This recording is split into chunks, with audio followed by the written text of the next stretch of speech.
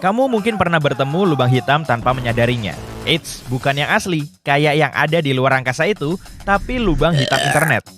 Ini bisa terjadi saat situs web yang kamu coba akses nggak bisa dimuat atau emailmu seperti hilang selamanya di dunia maya, tanpa bisa sampai ke tujuannya. Sebuah tim peneliti di universitas terkenal Amerika Serikat mulai meneliti fenomena ini dan temuan mereka sangat menakjubkan. Sebagai pembuka, kejadian nyasar di internet ini terjadi jauh lebih sering daripada yang kamu kira. Untuk membantu mengidentifikasi titik lemah internet yang satu ini, para peneliti menyusun peta interaktif online yang diperbarui setiap 15 menit. Di peta ini, lubang hitam online ditandai dengan tanda merah.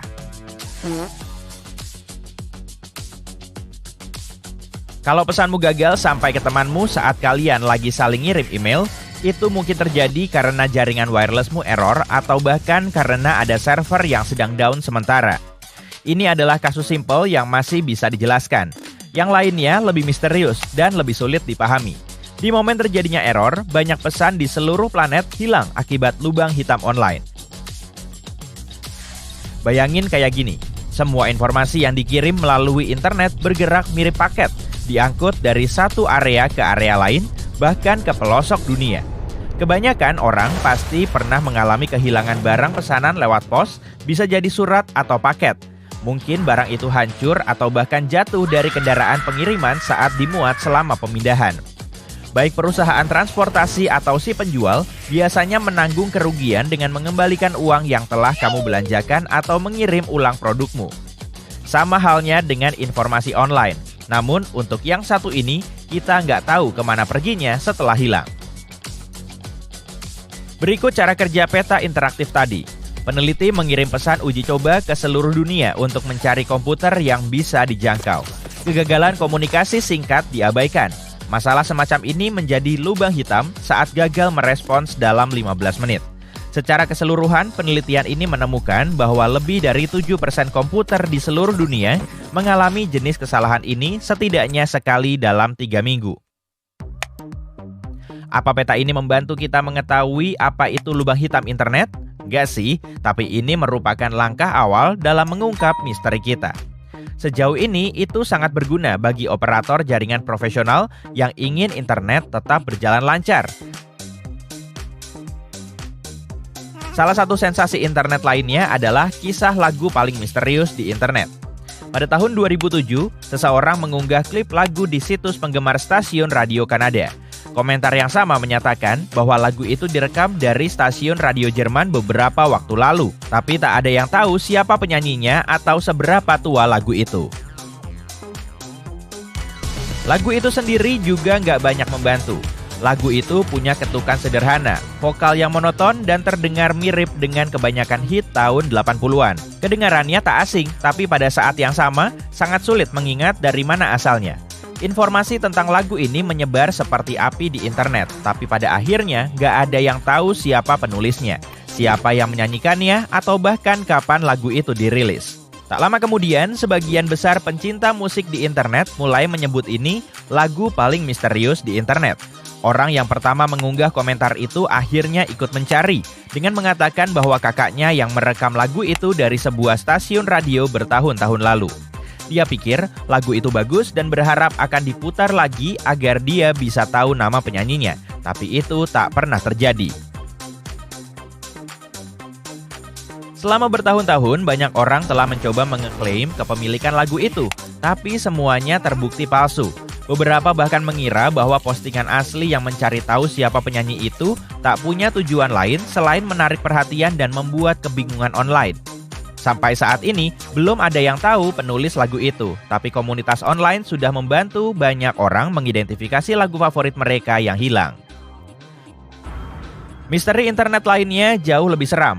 Pada Juni 2011, seorang pemuda bernama Frank meninggal dunia secara mendadak karena penyakit jantung. 5 bulan kemudian, sahabatnya, Tim, mulai menerima email darinya dengan subjek yang aneh. Tulisannya, "Aku memperhatikan." Selain judul yang aneh, email itu juga berisi informasi yang cuma diketahui mereka berdua. Beberapa waktu sebelumnya, mereka mengobrol di loteng tim tentang apa yang harus mereka lakukan dengan ruang itu. Sejauh yang tim tahu, tak ada orang lain yang mendengar percakapan itu. Anehnya, email itu mendesak tim untuk mulai membersihkan lotengnya agar dia bisa memakainya. Bukan cuma sahabatnya yang menerima email dari Frank. Sepupu Frank juga menerima pesan darinya yang membahas tentang pergelangan kaki patah. Anehnya, kaki sepupunya memang terluka seminggu sebelum menerima email itu. Sampai saat ini, tak ada yang tahu siapa yang mengirim email itu. Sejauh yang diketahui teman dan keluarganya, tak ada yang punya akses ke komputer atau kata sandi Frank. Sebagian besar dari mereka juga nggak percaya akunnya diretas. Kalau kamu penggemar kasus internet yang belum terpecahkan, kamu pasti pernah mendengar nama John Titor. Semuanya dimulai pada tahun 2000 saat seorang pengguna dengan nama ini mulai mengunggah informasi di internet pada suatu hari dengan mengeklaim sebagai penjelajah waktu. Dia mengaku berasal dari masa depan dan membuat beberapa prediksi tentang masa depan.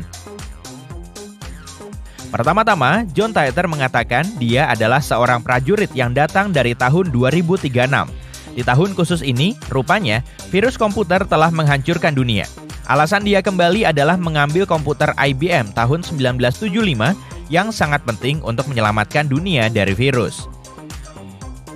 Secara teknis, dia tak perlu pergi ke tahun 2000-an, tapi dia mengambil jalan memutar singkat karena ingin mengunjungi dirinya yang berusia 3 tahun.